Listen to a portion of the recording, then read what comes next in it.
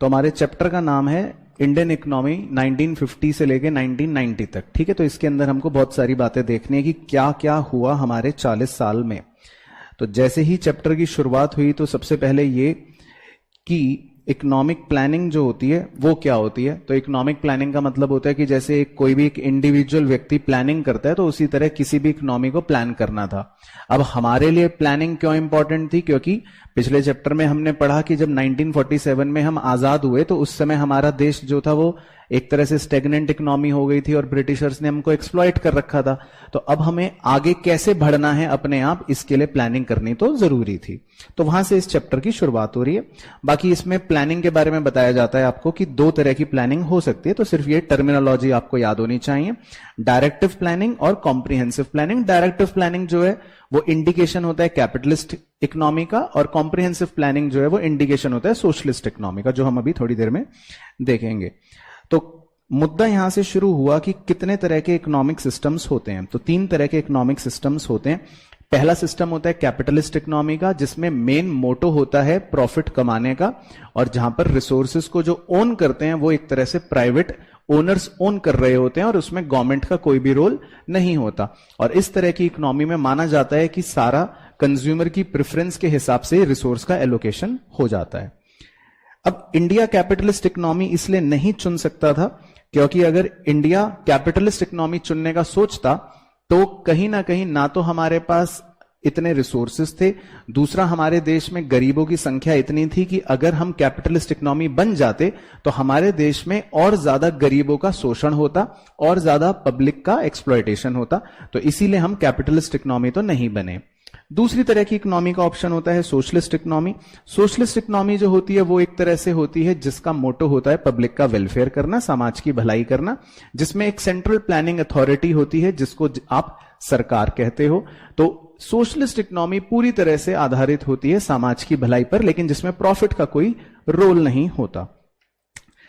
अब हमारा देश जो है वो सोशलिस्ट इकोनॉमी भी नहीं बन सकता था, क्योंकि हमारा देश अगर सामाजिक भलाई में ही लग जाता तो हमारा देश पहले से ही इतना पिछड़ा हुआ था, ना हमारे देश में अच्छी इंडस्ट्री थी, ना हमारे देश में अच्छी सुविधाएं थी। तो अगर हम सोशलिस्ट इकोनॉमी बन जाते पूरी तरह से तो फिर हमारे देश का डेवलपमेंट भी नहीं हो पाता। और एक कहावत भी है कि भाई आप समाज की भलाई भी तभी कर सकते हो जब आपके पास खुद से पैसे हों, और हमारा देश तो पहले ही पूरी तरह से एक्सप्लॉइट हो चुका था। तो जब हमारे पास रिसोर्सेज ही कम थे तो हम कैसे सोशल वेलफेयर कर पाते। तो हम पूरी तरह से इसलिए सोशलिस्ट इकोनॉमिक सिस्टम भी नहीं चुन सकते थे। तो फाइनली पॉइंट यह है कि इंडिया ने कौन सी इकोनॉमी बनने का सोचा, मिक्स्ड इकोनॉमी या मिक्स्ड इकोनॉमिक सिस्टम चूज करने का सोचा। और मिक्स्ड इकोनॉमिक सिस्टम का मतलब है कि जिसमें प्राइवेट ओनरशिप भी रहेगी और सरकार का रोल भी रहेगा, और सोशलिस्ट और कैपिटलिस्ट दोनों इकोनॉमी के बेनिफिट्स हमको मिल जाएंगे। बाकी सेंट्रल प्रॉब्लम्स क्या होती हैं इकोनॉमी की, ये कॉमन है, ये सिंपल है, हमने जो पहले भी पढ़ी थी, what to produce, how to produce, for whom to produce. और इन तीनों ही समस्याओं में इंडिया ने जिस मेथड को फॉलो करा यानी मिक्स्ड इकोनॉमी को फॉलो करा, तो अकॉर्डिंगली ही तीनों समस्याओं के सॉल्यूशन थे। व्हाट टू प्रोड्यूस में सरकार ने या इकोनॉमी ने सोचा कि हम वो गुड्स बनाएंगे जो जनता को मैक्सिमम सेटिस्फेक्शन देंगे। हाउ टू प्रोड्यूस में सरकार ने ये सोचा कि हम गुड्स को कैसे बनाएं, हम ऐसे बनाएंगे जिससे एम्प्लॉयमेंट भी जनरेट हो, यानी लेबर इंटेंसिव टेक्नोलॉजी का ज्यादा सहारा लेंगे। और फॉर हुम टू प्रोड्यूस, किसके लिए बनाएंगे, तो उसमें भी सरकार ने डिसीजन जो लिया वो एक बैलेंस को मेंटेन करके लिया ताकि पुअर लोगों के लिए भी अच्छे गुड्स बन सके, यानी कि सोशल वेलफेयर भी हो सके और थोड़ा सा प्रॉफिट मैक्सिमाइजेशन भी हो सके। अब आते हैं इंडिया में जो प्लानिंग है जो वो होना शुरू हुई, तो वो कब से शुरू हुई और उसके बारे में आपको 2-3 बेसिक बातें पता होनी चाहिए। तो सबसे पहली बात यह कि 1950 में प्लानिंग कमीशन का सेटअप किया गया, जिसका मेन काम था कि आने वाले भारत के अगले कुछ वर्षों की आपको प्लानिंग करनी है। तो 1950 में इसका गठन किया गया, जिसके चेयरमैन थे प्राइम मिनिस्टर। इसमें 5-5 साल के प्लान्स का ड्यूरेशन रखा गया, इसीलिए नाम पड़ गया 5 ईयर प्लान्स। रिसेंटली इसको 2015 में प्लानिंग कमीशन को रिप्लेस करके नीति आयोग ने जगह ले ली है। आपके लिए जो सबसे इंपॉर्टेंट है वो ये कि 5 ईयर प्लान्स जो होते हैं उनके गोल्स क्या होते हैं। तो उनके लिए आपको एक छोटा सा कोड याद रखना है। आपने बचपन में सबने जेम्स की कैडबरी वाली गोलियां खाई होंगी, तो जेम्स कोड से आप इनके 4 गोल्स को याद रख सकते हो। जी का मतलब हो गया ग्रोथ, तो ग्रोथ का मतलब यह है कि जीडीपी जो है वो बढ़ना चाहिए देश का, पहला गोल ये है। ई का मतलब है इक्विटी। इक्विटी का मतलब होता है कि अमीर और गरीब के बीच में जो भेदभाव है या वेल्थ का डिस्ट्रीब्यूशन है वो थोड़ा इक्विटेबल होना चाहिए। तो ध्यान रखना, इक्विटी का मतलब इक्वालिटी नहीं होता। अगर आप उस चित्र को देखेंगे तो उसमें अगर हम तीनों लोगों को एक एक डब्बा दे देंगे तो that is equality.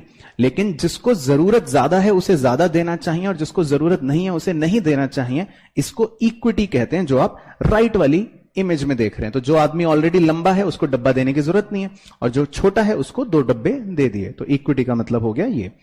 Same way तीसरा है जेम्स कोड में एम। एम का मतलब है मॉडर्नाइजेशन। मॉडर्नाइजेशन का मतलब है कि आप नई टेक्नोलॉजी का भी सहारा लेते हो, नंबर 1। और दूसरा, आपके सामाजिक आउटलुक में भी चेंज आना चाहिए, यानी कि लोगों की सामाजिक सोच जो है उसके बदलने को भी मॉडर्नाइजेशन कहते हैं। तो GEM हो गया। S last, self reliance. Self reliance का मतलब है एक तरह से सिंपल भाषा में आत्मनिर्भर। इसमें सरकार का फोकस होता है कि हम कम से कम बाहर की सहायता लें, यानी कि कम से कम बाहर से इंपोर्ट्स करें और अपने गुड्स खुद ही इंडिया में बना लें। इसके अलावा अगर हम फीचर्स की बात करें, जो अगले 40 साल तक हमारे देश में जो पॉलिसियां चली वो किस प्रकार की थी, वो समझना थोड़ा सा इंपॉर्टेंट है। तो सबसे पहला था heavy reliance on public sector, यानी कि सरकार ने पब्लिक सेक्टर को एक ड्राइविंग सीट पर बैठा रखा था। तो बहुत सारी इंडस्ट्रियां जो थी वो कौन कंट्रोल करता था? पब्लिक सेक्टर कंट्रोल करता था। तो यहां पे लिखा है कि इंडस्ट्रियल पॉलिसी रिजोल्यूशन जो 1956 में आया उसमें पब्लिक सेक्टर के लिए 17 इंडस्ट्रियों को रिजर्व कर दिया गया और जबकि प्राइवेट वालों को सिर्फ 12 इंडस्ट्रियां ही दे दी थी। इसके अलावा दूसरा है regulated development of private sector, यानी कि प्राइवेट सेक्टर वालों को डेवलप करने के लिए काफी रोकदाम होती थी, यानी कि उनपे काफी रिस्ट्रिक्शंस लगाए जाते थे, उनको लाइसेंस लेना पड़ता था, इस तरह की बाधाएं होती थी। तीसरा, स्मॉल स्केल इंडस्ट्री को भी प्रोटेक्शन देना चाहती थी सरकार और बहुत सारे गुड्स को रिजर्व कर दिया था इसीलिए स्मॉल स्केल इंडस्ट्री के लिए। तो सरकार का फोकस क्या था कि जो हमारे देश की स्मॉल स्केल इंडस्ट्रीज हैं उनको हम बचा के रखें फॉरेन कंपटीशन से। तो बहुत सारे गुड्स उनके लिए रिजर्व कर दिए और बड़ी इंडस्ट्रियों को रेगुलेट करना शुरू कर दिया। इसके अलावा सरकार का पॉलिसी में एक था कि बहुत सारी हैवी इंडस्ट्रीज का डेवलपमेंट सरकार ने करना शुरू करा, जिसमें मेनली बिजली जनरेशन, इंजीनियरिंग मतलब कैपिटल गुड्स या आयरन एंड स्टील इंडस्ट्री।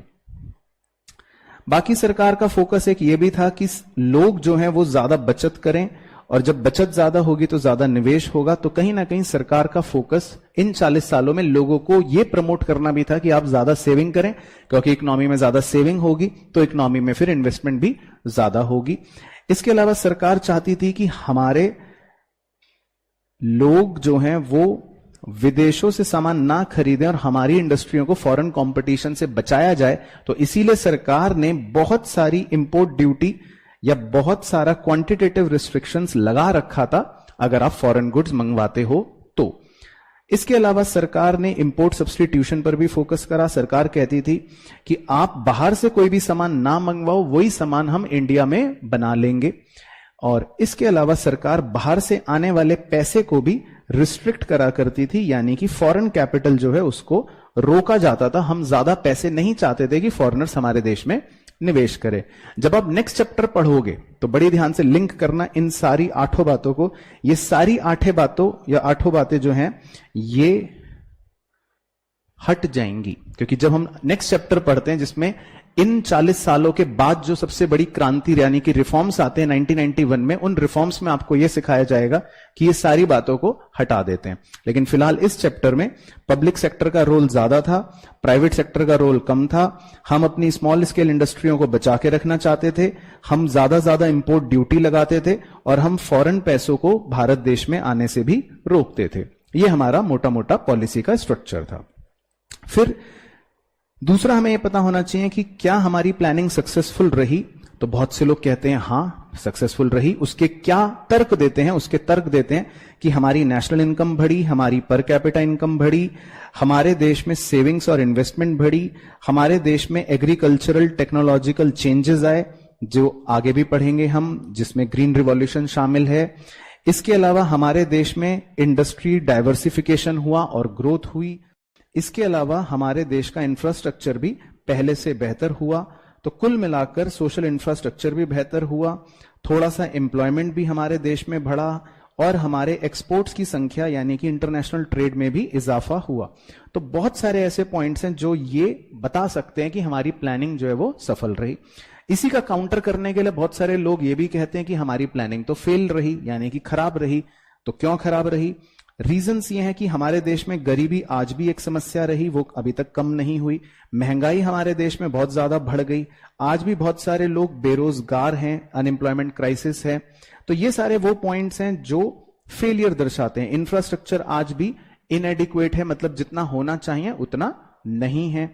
इसके अलावा डिस्ट्रीब्यूशन बहुत ही ज्यादा स्क्यूड है। स्क्यूड डिस्ट्रीब्यूशन का मतलब होता है अमीर तो और ज्यादा अमीर होता जा रहा है, लेकिन गरीब बेचारा और ज्यादा गरीब होता जा रहा है। तो इन टोटलिटी हम अगर कह भी दें कि हमारी ग्रोथ हो रही है, लेकिन उस ग्रोथ के पीछे, उस डिस्ट्रीब्यूशन के पीछे स्क्यूनेस बहुत ज्यादा है। स्क्यूनेस का मतलब हो गया भेदभाव बहुत ज्यादा है। तो कई लोगों ने यह कहा कि प्लानिंग जो थी वो एक फेलियर भी थी। अब आते हैं जी, सबसे पहले हम एग्रीकल्चर सेक्टर के बारे में यहां पे आपके साथ चर्चा करेंगे कि इन 40 सालों के भीतर एग्रीकल्चर सेक्टर में क्या क्या हुआ। तो एग्रीकल्चर सेक्टर के अंदर जो रिफॉर्म्स आए, हम उनको दो पार्ट्स में डिवाइड करके आपके साथ पेश कर सकते हैं। एक को हम कह सकते हैं इंस्टीट्यूशनल रिफॉर्म्स और एक को हम कह सकते हैं टेक्निकल रिफॉर्म्स। तो इंस्टीट्यूशनल रिफॉर्म्स की पहले आपके साथ बात कर लेता हूं। तो सबसे पहले लैंड रिफॉर्म्स। लैंड रिफॉर्म्स में क्या हुआ कि जो पहले जमींदारी सिस्टम हुआ करता था उसको सरकार ने हटाने की सोची। तो मान लो मैं एक जमींदार हूं और मेरे पास बहुत सारी लैंड है, तो सरकार ने अब लैंड का रीडिस्ट्रीब्यूशन करना शुरू कर दिया। तो बड़े बड़े जमींदारों से लैंड लेकर छोटे छोटे कल्टीवेटर्स को देना शुरू कर दिया। दूसरा हम कह सकते हैं एबॉलिशन ऑफ इंटरमीडियरीज। सरकार ने बिचौलियों को भी हटाना शुरू कर दिया, क्योंकि वो भी किसानों को एक्सप्लॉइट करा करते थे। तीसरा हम कह सकते हैं टेनेंट ओनरशिप राइट्स। सरकार ने कहा कि भाई जो किसान टेनेंट की तरह काम कर रहा है अपनी जमीन पर, तो उसको हम अब मालिक ही बना देंगे, तो टेनेंट को हम ओनर बना देंगे, ऐसे अधिकार देने के बारे में सरकार ने बात करी। तो ये हो गया टेनेंट ओनरशिप राइट्स। इसके अलावा बहुत से लोगों ने या एक्चुअल में भी इन लैंड रिफॉर्म्स के कुछ ड्रॉबैक्स नोटिस करे या कहा कि ये लैंड रिफॉर्म्स जो हैं ये उतनी अच्छी तरह इफेक्टिवली नहीं एप्लीकेबल हो पाए। क्यों नहीं हो पाए भाई? लेजिस्लेशन में फॉल्ट था। जमींदार कहीं कहीं पे क्या करते थे, कानून के लूप होल्स का फायदा उठा लेते थे। वो अपनी जमीन अपने रिश्तेदार के नाम कर देते थे और कहते थे देखो हमारे नाम पर तो थोड़ी सी ही जमीन है। कई बार जमींदार क्या करते थे, वो खुद ही किसान बन जाते थे, तो कहते थे कि देखो हम तो किसान हैं। तो इस तरह से कई बार इंप्लीमेंटेशन फॉल्टी रहा। कई बार इंप्लीमेंटेशन में डिले आ गया, लैंडलॉर्ड्स ने कोर्ट में केस कर दिया, तो जब तक केस चल रहा है, डिले हो रहा है, तो वो इस तरह की चालाकी करते थे। बहुत सी जगह पॉलिटिकल विल नहीं थी। सरकारी लोग जो हैं वो भी सोचते थे कि चलो कर लेंगे बाद में कर लेंगे, क्या जल्दी है। तो कई बार सरकार खुद एक अच्छे विल के साथ काम नहीं कर पाती थी। और बहुत सी जगह लैंडलॉर्ड्स ने एक्सप्लॉयटेशन भी करा था, यानी कि वो जबरदस्ती कई बार साइन करवा लेते थे एक्चुअल ओनर से और कागज पे दिखा देते थे देखो इसने तो अपनी जमीन हमें दे दी। तो इस तरह के मतलब कुछ पॉइंट्स हैं जो लैंड रिफॉर्म्स को फ्लॉप कर देते थे। दूसरे हैं जी टेक्निकल रिफॉर्म्स एग्रीकल्चर सेक्टर में, जिसमें बेसिकली हर बच्चा गली मोहल्ले का जानता है, हरे रंग की क्रांति। तो ग्रीन रिवॉल्यूशन, जिसमें सिंपल सा फंडा यह है कि हाई यील्डिंग वैरायटी सीड्स का इस्तेमाल करना भारत ने शुरू कर दिया था। और सबसे पहले इसकी शुरुआत करी थी व्हीट और राइस पर, और कौन से मौसम में? खारिफ सीजन में। तो 1996 की ये बात है। तो इंडिया ने हाई यील्डिंग वैरायटी सीड्स को अडॉप्ट कर लिया था। तो हाई यील्डिंग वैरायटी सीड्स का मतलब ये होता है जिनसे प्रोडक्शन बहुत ज्यादा होना शुरू हो जाता है। तो ग्रीन रिवॉल्यूशन जो है वो उसी पर बेस्ड था। बाकी ग्रीन रिवॉल्यूशन की जरूरत क्यों थी? क्योंकि बहुत सारे लोग एग्रीकल्चर सेक्टर पे ही डिपेंडेंट थे, तो इसीलिए एग्रीकल्चर सेक्टर को बढ़ावा देने के लिए ग्रीन रिवॉल्यूशन जरूरी था। ग्रीन रिवॉल्यूशन एक साथ नहीं आया, वो दो फेजेस में आया, ऐसा हम मान सकते हैं। पहला फेज था 1960 से 1970, जिसमें मेजरली व्हीट को बेनिफिट मिला और वो कुछ ही स्टेट्स के अंदर आया। और दूसरा फेज था 70s से लेकर 80s, जिसमें हमने बची हुई कुछ और क्रॉप्स पर भी HYV सीड्स को लगाना, इस्तेमाल करना शुरू कर दिया था। बाकी ग्रीन रिवॉल्यूशन के बेनिफिट्स ये हुए कि हम सेल्फ रिलायंट हो गए, हमारा मार्केट सरप्लस बढ़ना शुरू हो गया, फूड ग्रेन्स के दाम जो हैं वो कम हो गए और सरकार के पास बफर स्टॉक भी रहना शुरू हो गया। ये बेनिफिट्स थे। बहुत से लोगों ने लेकिन ग्रीन रिवॉल्यूशन को लेकर कुछ कंसर्न्स भी सोचे, यानी ये कहा कि ग्रीन रिवॉल्यूशन के सिर्फ फायदे ही फायदे नहीं है, कुछ नुकसान भी हो सकते हैं। वो नुकसान क्या हो सकते हैं? कईयों ने कहा कि क्या पता इसका फायदा बड़े अमीर फार्मरों को तो मिल जाए और गरीब फार्मर और बेचारा गरीब हो जाए, यानी इनइक्वालिटी हो सकती है। इसके अलावा एचवाईवी क्रॉप्स में कीड़े मकोड़े, पेस्ट अटैक का खतरा भी बहुत ज्यादा होता है, तो ये भी कई लोगों ने कहा। इसके अलावा सरकार का रोल जो था वो ये था कि सरकार सस्ते ब्याज दर पर, यानी कि लो इंटरेस्ट रेट पर फार्मरों को लोन दे देती थी ताकि वो एचवाईवी सीड्स खरीद सकें। इसके अलावा अगर किसी को कोई मदद चाहिए, कोई जानकारी चाहिए, तो सरकार ने कुछ रिसर्च इंस्टीट्यूट्स भी खोलकर छोटे किसानों को मदद करने का वचन दिया था। फिर सरकार जो सब्सिडीज देती थी तो बहुत से इकोनॉमिस्ट कहते थे हाँ ये तो बहुत अच्छी बात है, और बहुत से इकोनॉमिस्ट कहते थे कि नहीं। तो जो इकोनॉमिस्ट कहते थे कि हाँ सब्सिडी देना अच्छी बात है, उनका यह कहना है कि भाई सब्सिडीज इसलिए देते रहना चाहिए क्योंकि एग्रीकल्चर बहुत ही रिस्की बिजनेस है। पता चला सरकार किसान की मदद ना करे और किसान भूखा मर जाए तो क्या होगा। इसके अलावा बहुत से लोग कहते थे कि भाई अगर हम सब्सिडीज हटा देंगे फिर तो गरीब किसान तो बेचारा और गरीब हो जाएगा, ये तो इनइक्वालिटी और बढ़ जाएगी, तो ऐसा हमको सब्सिडी नहीं हटानी चाहिए। और तीसरा कारण भी सेम सिंबल, गरीबी, पॉवर्टी, कि अगर गरीब लोग ऑलरेडी हैं, गरीब किसान ऑलरेडी है और उसको हम सब्सिडीज नहीं देंगे तो फिर तो वो एचवाईवी सीड्स खरीद ही नहीं पाएगा। पर कुछ इकोनॉमिस्ट का कहना था कि नहीं, सरकार को सब्सिडी नहीं देनी चाहिए क्योंकि सब्सिडीज देने से कुछ गड़बड़ हो सकती है। पहला तो ये उन्होंने कहा कि भाई जितनी ज्यादा सरकार सब्सिडीज देगी तो सरकार पर ही उतना ज्यादा बर्डन पड़ेगा, सरकार को अपने खजाने में से ही पैसे देने पड़ेंगे, तो इतना पैसा लुटा के फायदा क्या। और दूसरा उन्होंने कहा कि सब्सिडीज का फायदा अमीर फार्मरों को तो मिल जाएगा लेकिन गरीब फार्मर को नहीं मिलेगा, तो ऐसी सब्सिडियां नहीं देनी चाहिए। तो अपने अपने तर्क थे। फिर हम बात कर लेते हैं इंडस्ट्री की। तो इंडस्ट्री के अंदर सबसे पहली बात तो यह कि मेनली शुरुआत जो हुई थी वो कॉटन, टेक्सटाइल और जूट इंडस्ट्री पर ही हुई थी सबसे ज्यादा। सबसे पहले ये दो प्रकार की इंडस्ट्रियां ही चली थी और दो आयरन एंड स्टील फर्म्स सबसे पहला जमशेदपुर में और एक कोलकाता में ओपन हो गया था। तो इंडस्ट्री के नाम पर जो शुरुआत हुई थी वो इन्हीं दो तीन चीजों से हुई थी, कॉटन, जूट और आयरन एंड स्टील। अब पब्लिक सेक्टर का जो रोल था वो वहां पे सबसे ज्यादा डोमिनेंट था, जो हमने थोड़ी देर पहले भी डिस्कस करा, यानी कि इंडस्ट्रियल सेक्टर के अंदर ड्राइविंग सीट पर अगर कोई बैठा हुआ था तो वो बैठा हुआ था पब्लिक सेक्टर। इस बात का हमें ध्यान रखना है। तो यही बात वो यहां पे कह रहा है कि प्राइवेट सेक्टर वालों को कोई इंसेंटिव नहीं मिलता था, सरकार का ऑब्जेक्टिव भी सोशल वेलफेयर होता था, प्राइवेट सेक्टर वालों के पास पैसे की कमी होती थी और सरकार इसीलिए जानबूझ के ज्यादा अपना इन्वेस्ट करती थी क्योंकि उसको एम्प्लॉयमेंट जनरेशन करना होता था। बाकी फिर 1956 में इंडस्ट्रियल पॉलिसी रिजोल्यूशन यानी कि आईपीआर आया। ये सेकेंड 5 ईयर प्लान के तहत आया क्योंकि सेकेंड 5 ईयर प्लान जो है वो 1956 से शुरू हुआ था और 1961 तक था। तो 1956 में जो सेकेंड इंडस्ट्रियल पॉलिसी रिजोल्यूशन आया उसमें सरकार ने एक मेजर कदम उठाया। उन्होंने इंडस्ट्रियों को 3 अलग अलग कैटेगरीज में डिवाइड कर दिया, शेड्यूल ए, शेड्यूल बी और शेड्यूल सी। तो शेड्यूल ए में कितनी इंडस्ट्रियों को रखा गया? शेड्यूल बी में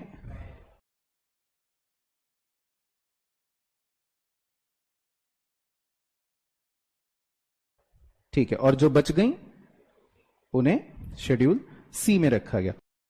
तो शेड्यूल ए बेसिकली वो हो गए जिसमें पूरी तरह से पब्लिक कंट्रोल था या पूरी तरह से सरकार का ही नियंत्रण था।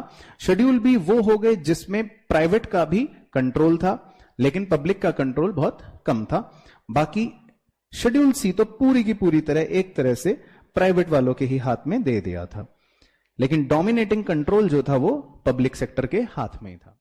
फिर हमने पहले भी थोड़ी देर पहले पढ़ा था कि स्मॉल स्केल इंडस्ट्रीज को भी सरकार प्रोटेक्ट करना चाहती थी। तो स्मॉल स्केल इंडस्ट्री कौन सी होती थी? जिनकी निवेश 5 लाख रुपए से कम हो। 1950 की ये बात है, उन्हें हम स्मॉल स्केल इंडस्ट्री कहते थे। फिलहाल ये लिमिट बढ़कर 1 करोड़ पर आ चुकी है। तो सरकार चाहती थी कि स्मॉल स्केल इंडस्ट्रीज को बड़ी बड़ी फर्म से प्रोटेक्शन मिले, इसीलिए सरकार ने बहुत सारे प्रोडक्ट्स उनके लिए क्या कर दिए थे, रिजर्व कर दिए थे कि कुछ प्रोडक्ट सिर्फ स्मॉल स्केल इंडस्ट्री ही बनाएगी और कोई भी बड़ी फर्म ये प्रोडक्ट नहीं बनाएंगी। और इनफैक्ट स्मॉल स्केल इंडस्ट्रीज को सरकार ने बहुत सारा कंसेशंस भी देना शुरू कर दिया था ताकि उनको बढ़ावा मिले। तीसरा और आखिरी जो पिलर हमें इसमें समझना है वो है फॉरेन ट्रेड पॉलिसी, की सरकार जो है उसका व्यापार जो था वो कैसा चलता था उन 40 सालों में। तो सरकार के अगर मैं व्यापार की बात करूं तो हमारी पॉलिसी जो थी वो थी इनवर्ड लुकिंग ट्रेड स्ट्रेटेजी, मतलब कि अंदर देखो बाहर नहीं देखो। तो अंदर देखो का मतलब हो गया इनवर्ड लुकिंग ट्रेड स्ट्रेटेजी। तो आपको बाहर नहीं देखना, किसी और देश में नहीं देखना कि भाई उसने कितनी अच्छी टी शर्ट पहन रखी है मैं तो वो खरीद लूंगा, नहीं, आपको जो बनाना है, जो पहनना है, जो खरीदना है अपने देश का होना चाहिए। तो हमारी पॉलिसी ये थी इनवर्ड लुकिंग ट्रेड स्ट्रेटेजी, जिसको इंपोर्ट सब्स्टिट्यूशन भी कहते हैं। तो हमने इंपोर्ट्स को रोकने के लिए सरकार ने 2 हथकंडे अपनाए। ज्यादा टैक्स लगा दिया कि अगर आप इंपोर्ट करोगे तो हम आपसे बहुत ज्यादा टैक्स लेंगे, और दूसरा क्वांटिटेटिव रिस्ट्रिक्शंस लगा दी कि भाई अगर आप इंपोर्ट कर भी रहे हो तो 50 से ज्यादा टी शर्ट नहीं मंगवा सकते, 10 से ज्यादा जूते नहीं मंगवा सकते। ये मैं ऐसे बोल रहा हूं मतलब समझाने के लिए। तो इस तरह की बहुत सारी कोटाज सरकार ने लगा दिए। तो सरकार क्यों ऐसा करती थी, सरकार क्यों इंपोर्ट सब्स्टिट्यूशन को बढ़ावा देती थी, ताकि फॉरेन कंपटीशन से हमारे लोगों को या हमारी छोटी इंडस्ट्रियों को बचाया जा सके और हमारे फॉरेन एक्सचेंज में भी बचत हो जाए, क्योंकि हमारे हालात तो बहुत खराब ही थे। आपको पता है हमारे पास फॉरेन एक्सचेंज तो बहुत कम बचा हुआ था।